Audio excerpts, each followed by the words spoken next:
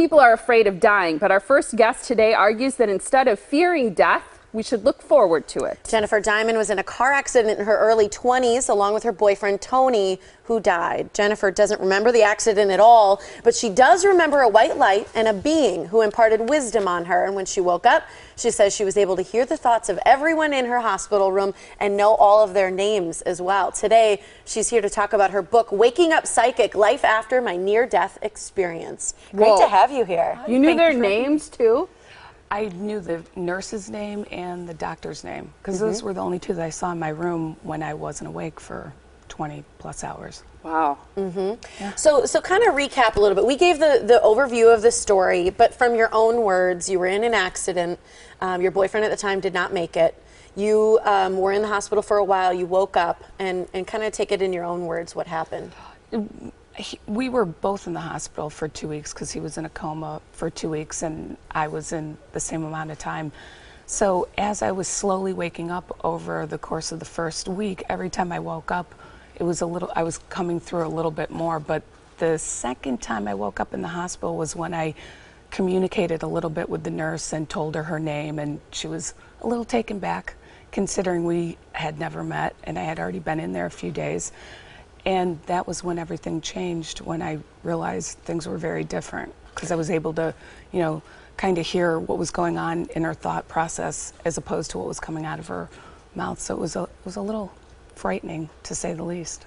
Yeah. So did the near-death experience happen quite quickly after the accident, or was it after you'd been in the hospital for a while?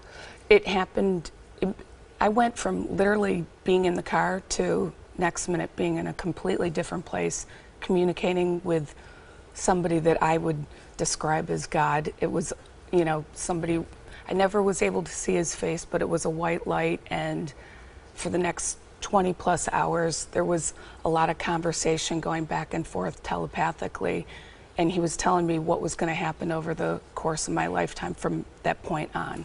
Do you believe in life after death? Absolutely. Where we go from here, there definitely is some place to look forward to, and that's why I always tell people when we're here we really need to make the best of it and try to be of service to others, because the more you do for other people, the more that comes back to you. What did you learn about our purpose or your purpose here on Earth? The biggest thing I realized was that there really is no separation from any of us. As much as we would like to think that we're all different and, you know, skin color, race, there really is no separation. Once you're on the other side, you realize that we really all are interconnected, and that, you know, here, once you can treat people that like we're all the same, it makes a big difference in how you act in your life and, you know, the things that come back to you. Do you accept or recognize the fact that if you say to people, oh, I can hear other people's thoughts, I have psychic ability, that they're going to think you're nuts? I've never really said that. To strangers, I would give words of advice or comfort if I knew that something was, if I could see something like they've lost a loved one or they were suffering. I would only say it to people I didn't know for the past 20 plus years. It was only up until recently that I started talking about it with friends and family. So it was a little bit of a shocker to people close to me that found out exactly how much I knew and how much I got to see on a daily basis. So what do you know, and what do you hear and see? What are your abilities today different from before?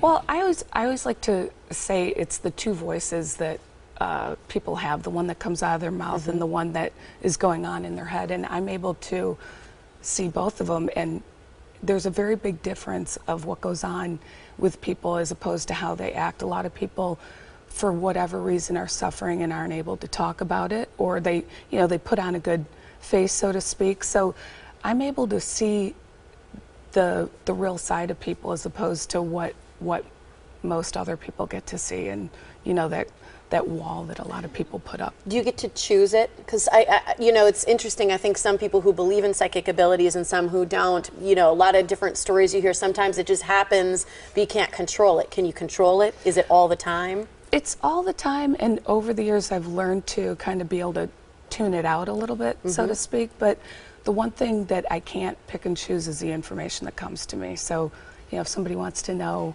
you know, certain information. Can you tell us anything? You know, this is exactly why I don't like to give readings as a, you know, because maybe what you want to hear is different than the information that's coming to me. Interesting. So, Do people put you on the spot a lot like that? Like, tell me what I'm thinking kind of thing? Yeah. And how has it been for you, especially after the accident, in dating or romantic relationships, if you can hear what someone's thinking? you know, there's something called free will, so we always want to kind of go our own path, but you know, it's that gut instinct that we all have. Maybe mine's a little bit more sharper than others, but I always kind of know. I don't always listen to it for myself, you know, in that department. And we ran out of time, so it's going to have to be really quick, but I think a very fascinating question for you is how can you tell the difference between a real psychic and someone who's a fraud? Because I think there are a lot of frauds out there, and they probably ruin it for people who have true psychic abilities. Absolutely. The difference is a legitimate psychic is not going to ask a lot of questions. She's not going to ask your birth date or where you. She's really going to ask very few questions, if any at all. And somebody that I would call a charlatan, so to speak, they're going to ask you a lot of questions, fishing around, getting general information, and there's a very big difference between the two, because somebody who's legitimate will just jump right in and start talking to you about, you know, things that they see. You might not always want to hear, but they will definitely jump in and tell you exactly what they see. So that's fascinating. Yeah. We loved meeting you. It was a pleasure. We You have need a another book. 10 minutes. Yeah, I know. I was going to say we need to do the whole show on this. Your book is called Waking Up Psychic: Life After My Near-Death Experience. It's written by Jennifur Diamond, and you can find out more on her website. It's psychicsuniverse.com. And can people also purchase the book on that site? On that site and Amazon and Barnes & Noble. It's everywhere. Fantastic. Yeah. It's everywhere. Thank you for being here. Really nice It's to everywhere. meet you. Thank you so Pleasure. much. Thank you.